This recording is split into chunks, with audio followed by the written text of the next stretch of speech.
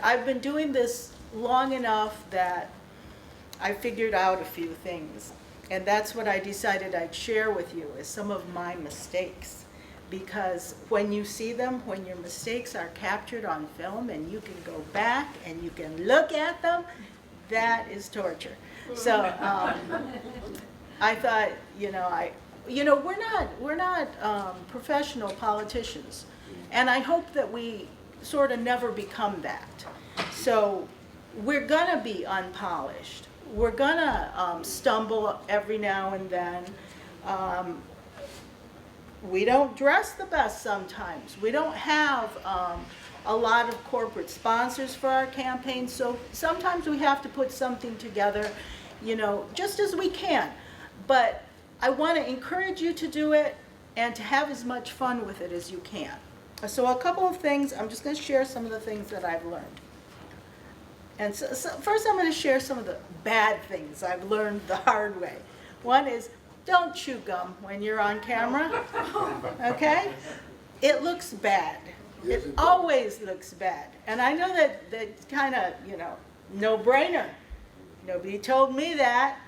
So there's actually a film that I actually have on video of myself doing an interview, and there I am chewing gum. And then there's another one. I brought some water, but I just want to show you one thing that happens sometimes. Water and cough drops. Now, when you're talking for women, oh, I'm so sorry. Sometimes, your voice doesn't carry that well, or as you're trying to talk, I listen to Hillary talking, and she has such a terrible voice. I feel bad for her. She reminds me of, Mrs. Wolowitz on, that show, and The Big Bang Theory, where that lady is hollering to her kids, Howard!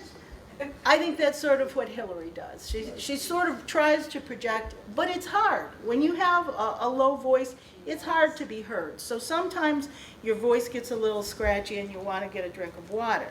So somebody's filming you and you're drinking that water, and all I have to say is watch this.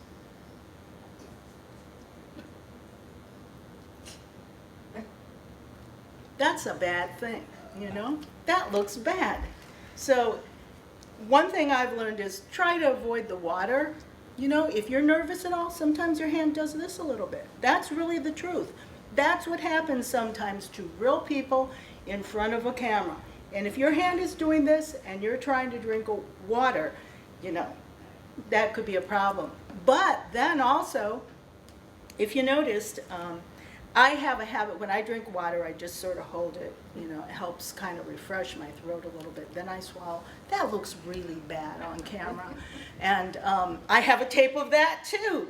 And, it's funny because my kids will say, oh, show the one with you with water in your mouth, So, yeah, don't try to avoid the water. If you absolutely have to drink it, drink it fast, okay? But don't spill it on yourself. And if your hand is shaking, just forget the water, okay? So the other thing is, I have a style of talking that is very kind of slow. I pause frequently. I think as I'm talking. That's not a bad thing. When you're in a conversation with somebody and you stop and you think and you measure your words, that looks really bad on camera sometimes. I mean, it's better than saying the absolute wrong thing, and I'll tell you a pointer about that too. But sometimes, just that pause, is a little bit hard. So when you're going to be in front of media, it really helps to know your stuff. You don't have to be a rocket scientist. You don't have to go in with, your talking points all laid out, But you do have to have some idea of what you're talking about. There is just no substitute for just knowing what you're talking about, knowing your subject.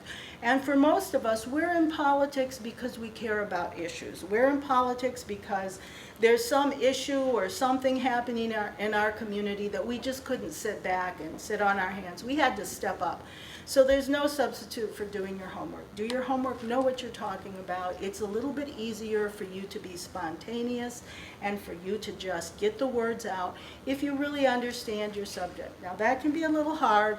Sometimes you mess up a little bit. When I first started doing this, somebody gave me a very good point of it. If you really get it wrong, if you really say the bad thing, just right after you say it, just say, "Oh, fuck." You know? And the reason you do that is because if you're on TV, they can't play that. You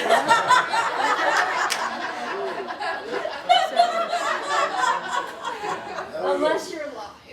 Unless you're live, there's always a delay. Yes. There's always a delay. So, I mean, don't do that unless it's really bad. But, you know, if you just absolutely have to, then well, hey. You know, I guess the bottom line of everything that I'm saying is that when we create a true participatory democracy, there will be people in front of us, in front of the TV cameras, running for leadership positions who are, one, not polished, who are not professional politicians. They're going to be ordinary people. They're going to feel like me and you standing up here in front of a bunch of people.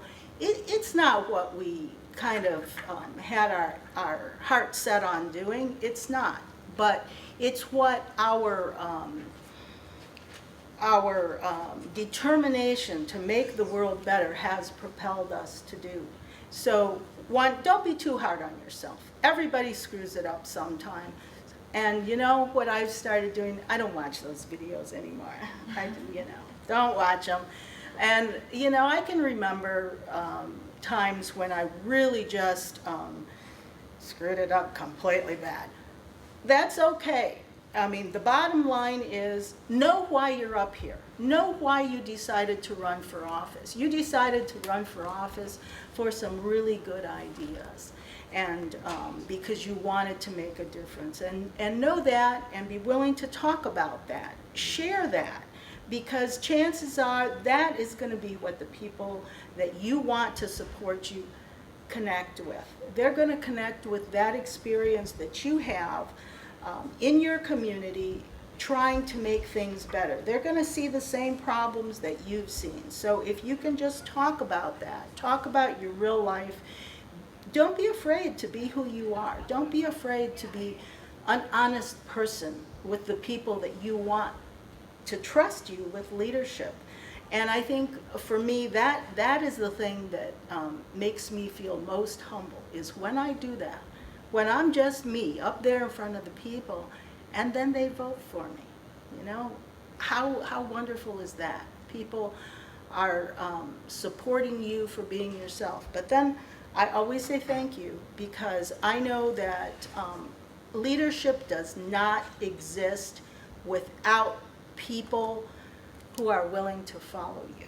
And as those people come forward and they're willing to follow you, it's just the right thing to say thank you for that. So, you know, that's just some pointers about being an amateur up here in front of you all. And I guess the bottom line of all of that is don't be afraid to be yourself.